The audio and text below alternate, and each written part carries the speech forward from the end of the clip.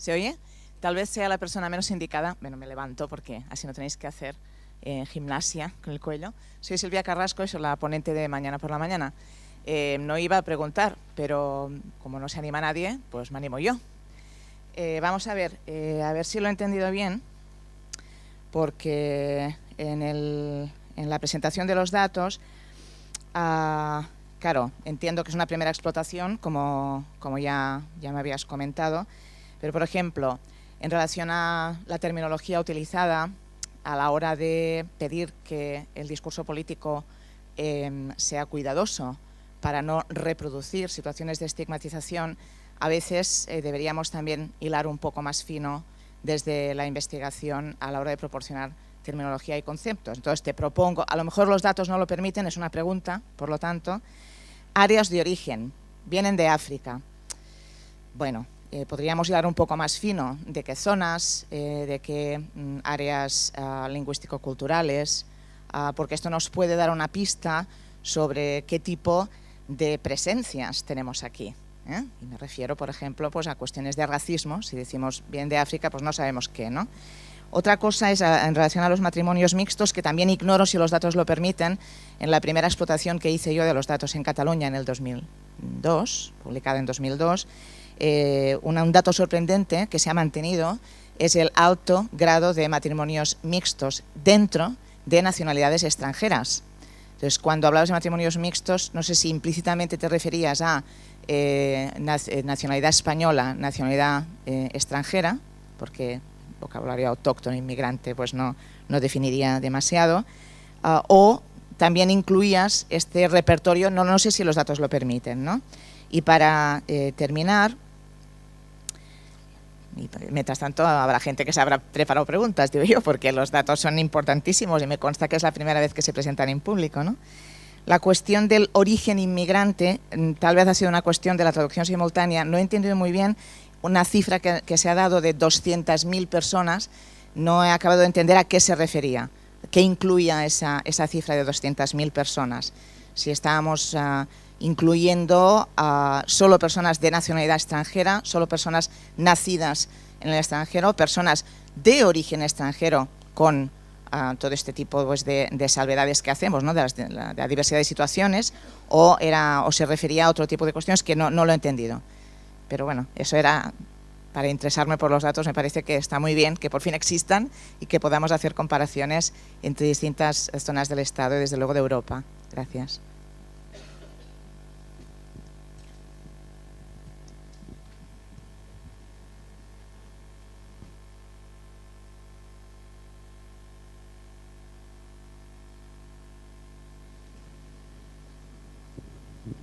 Bien, lo primero agradecer la exposición y la riqueza que ha supuesto esa investigación que se ha hecho desde Rosa Aparicio y trayendo los datos también de Porces. Yo quería comentar ahí dos cosillas. Una primera, animar a que en este estudio longitudinal se llega hasta otra etapa posterior, hasta ver los estudios, cómo terminan la universidad, ¿verdad? Nos hemos quedado con ganas, viendo un poquito las dificultades que ya a nivel de estudios tienen ya en la secundaria, que has marcado que terminan un porcentaje significativo, solamente un 15% según tus datos se quedarían fuera, pero también has marcado un dato que es real, la cantidad de gente que repite y que anda por ahí. Y los que llegan no sacan la secundaria, pero quedan ahí en los centros de iniciación profesional, en el PRECEP y demás, ¿no? Lo que ahora se va a llamar tecnología básica, la nueva ley de Bert. Bien, entonces animar un poquito para ver todo el panorama, porque yo creo que si no nos quedamos a unos niveles de educación básica todavía un poco posobligatoria, pero sin verlo muy claramente, tampoco he visto muy bien el tránsito de la secundaria al bachillerato, a la posobligatoria, cómo quedaban los datos de continuidad, no lo he visto muy claro.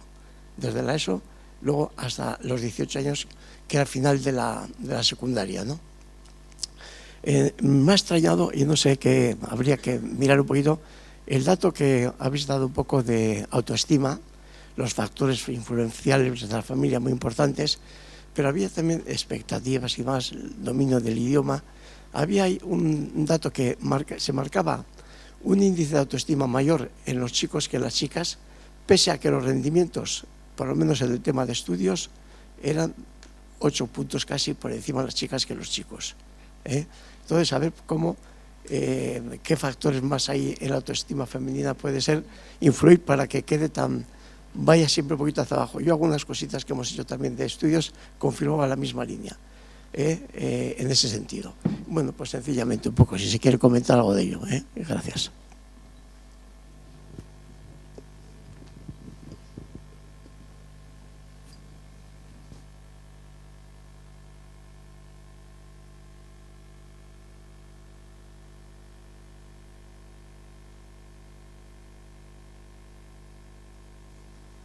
¿Puedo yo? Vale. Gracias por las dos ponencias. Y mi pregunta va dirigida a Rosa Aparicio. Muchas gracias por lo que ha presentado. A mí me quedó la duda y la curiosidad de saber si en el estudio hay algo específico sobre el papel de los centros escolares en las trayectorias de estos chicos y chicas. Que se habla bastante de la familia, de sí mismos como individuos, pero no me quedó claro si también han incluido la posibilidad de que el entorno escolar pueda también tener alguna influencia. Gracias. ¿Puedo? Vale, gracias. Buenos días, yo soy Jean de Vilchen. Gracias a el ponente, a la organización. Quería traer algunas reflexiones más bien en torno a la presentación de Rosa. Me ha quedado un poco como muy limitado el concepto de capital humano, ¿no? Porque en su exposición lo resumía a los estudios. Entiendo que la formación informal o de la vida es muy difícil de recoger, pero limitar el capital humano de una persona solo a los estudios que tiene me parecía muy limitativo, ¿no? En ese aspecto.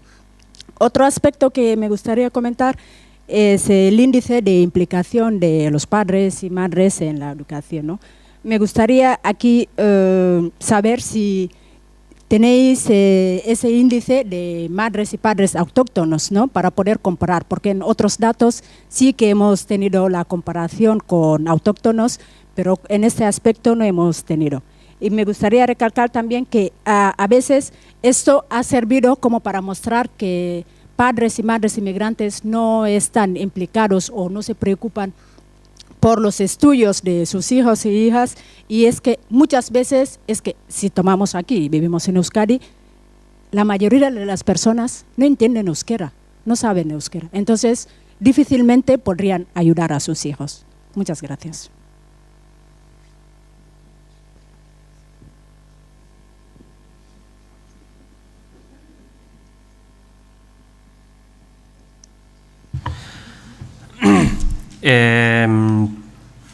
Respecto al tema de los datos, el objetivo era un poco hacer una presentación sintética, ¿no? Y no una panorámica larga, ¿no? Entonces, a ver, la explotación del censo del 2011 yo creo que nos aporta una información muy relevante y nueva, ¿no? ¿Por qué? Porque nos permite hacer un montón de cruces que hasta ahora no hemos podido realizar. Son datos, no están completamente actualizados porque estamos hablando ya de hace 3 años, pero nos permiten hacer una radiografía que los datos del padrón, pues por ejemplo, pues no nos permiten porque son mucho más limitados, ¿no? Entonces, en el tema de las áreas de origen sí se puede ver la nacionalidad, sin embargo hemos optado para esta presentación hacer solamente el tema continente para tener esa primera foto, pero los datos sí lo permiten. En el tema de las parejas mixtas, nosotros nos hemos fijado en el tema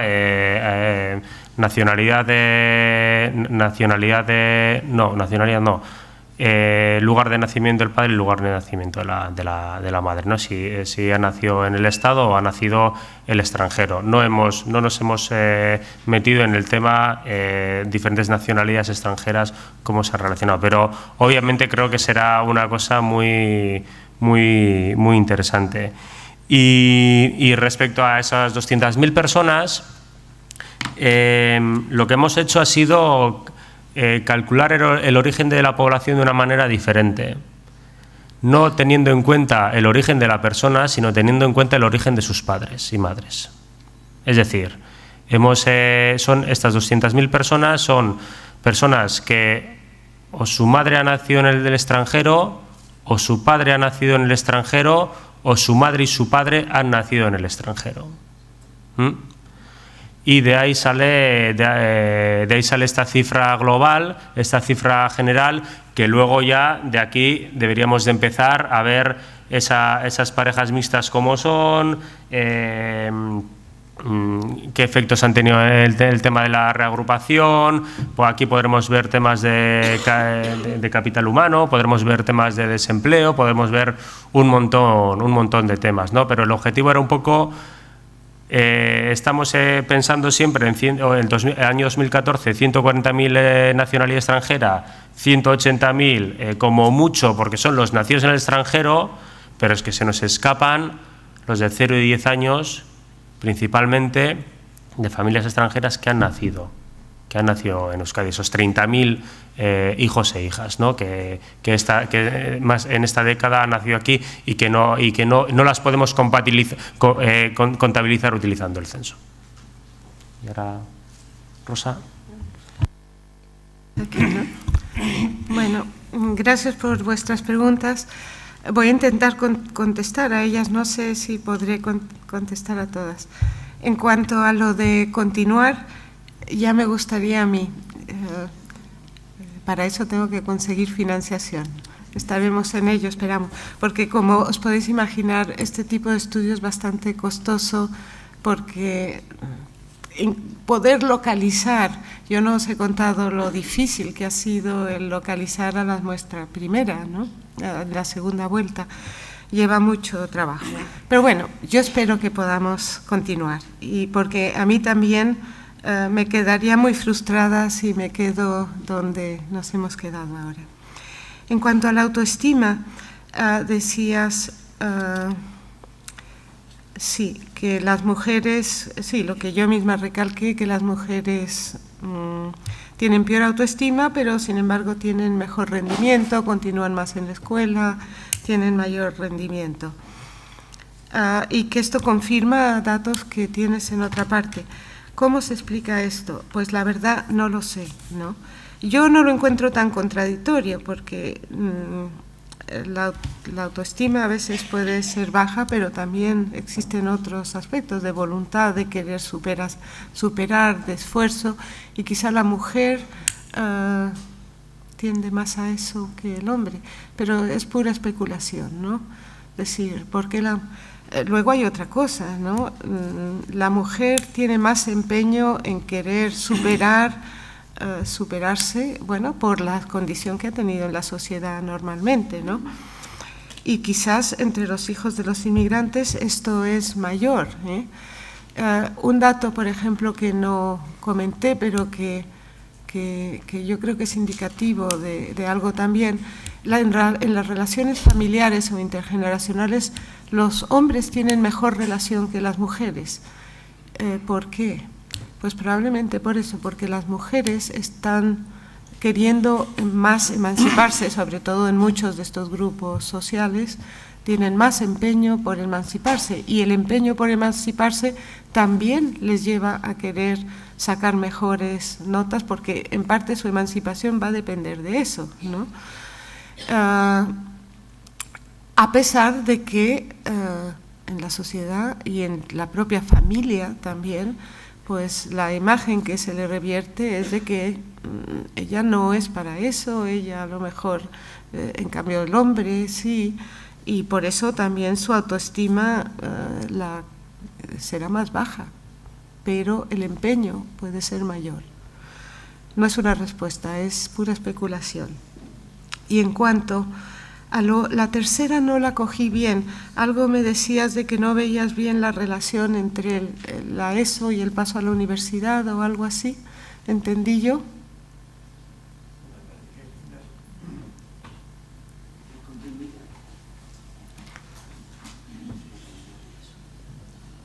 No recuerdo cuál era la tercera, pero me parece que lo que te quería indicar es que en el proceso de estudios pues que en la secundaria, en la ESO, se puede quedar una bolsa bastante grande que no solamente está en la ESO reglada, sino que puede estar también, y de hecho está en los centros de iniciación profesional, no llamados así ahora, ¿verdad? Sí. Como Precepi, esa etapa de los 14 a 16 años, o algo más hasta los 18 años, de los que no han estado en la enseñanza reglada, la pierden un poco y quedan un poco en estas bolsas. Lo que ahora, en la reforma de la ley BERT, se va a transformar en lo que llaman la tecnología básica, iniciación profesional básica, que se va a llamar. Ahí se queda una bolsa grande que no sé qué continuidad, parece que no tiene continuidad en el bachillerato. Gracias. Sí, no, claro. Sí, bueno, esto habrá que verlo, ¿no? ¿Qué pasa con esto? Sí, ya es que no te había entendido bien la pregunta. Habrá que verlo. Lo veremos entonces también, que si se puede hacer este estudio en el año que viene, por ejemplo, o dentro de un año, lo podremos ver. Preguntabas por si hemos mirado el papel de los centros escolares. No directamente, es decir, la encuesta solo tiene en cuenta la percepción que los chicos tienen de los centros escolares. La encuesta de padres también, la percepción que ellos tienen de los centros escolares. No lo he mostrado aquí, pero está. Indirectamente sí que podemos analizarlo, pero aún no lo he hecho, debo decirlo. Es decir, ¿cómo se puede analizar? Tenemos datos de las escuelas, ¿no? Datos sobre, por ejemplo, en qué barrios están, que ya sabemos si es un barrio medio bajo, medio alto o esto. El porcentaje de chicos extranjeros que hay en la escuela, es decir, otra serie de datos también sobre el barrio que nos pueden decir y sobre la escuela. Evidentemente no tenemos datos, bueno, se podrían conseguir datos sobre los profesores que hay, todo esto. Y eso entonces ya se podría correlacionar. Es una de las cosas que tengo pendiente hacer, pero que aún no lo he analizado. Ya digo, no es parte, no la encuesta misma no lo tiene en cuenta, sino a través de datos secundarios, digamos, que podemos tener. Y lo del capital humano, pues sí, evidentemente el capital humano no es solo la educación. Lo que pasa es que a veces se toma, cuando uno hace, y aquí no se toma solo eso, se toma también la experiencia ocupacional, etcétera. De todas maneras, cuando uno hace una encuesta socialmente, toma un indicador, no dice esto representa, es todo, pero se toma como representativo de un nivel, ¿no? Entonces, solo tomas una variable porque no puedes tomar todas, ¿no? Pero efectivamente el capital humano no es solo el nivel educativo. En cuanto al, creo que entender que lo que preguntabas era por el índice, si había un índice de implicación escolar también para los nativos, ¿no? Que pudiese compararse con el de los padres. No, no lo hay, porque no hemos hecho encuesta a los padres nativos, solo a los padres hijos de los inmigrantes. Entonces, desafortunadamente no tenemos esa comparación. Posiblemente se podría obtener de encuestas que se han hecho por ahí, no sería del todo comparable a lo mejor, pero algo sí, ¿no? Pero no tenemos ese dato. Vale, pues vamos a dar por terminada la sesión. Como nos hemos retrasado bastante, bueno, cosas del directo, pues vamos a volver a las 12:15, vamos a quitarle 10 minutos al café, le quitamos 15 minutos a la mesa redonda y volvemos a las 12:15.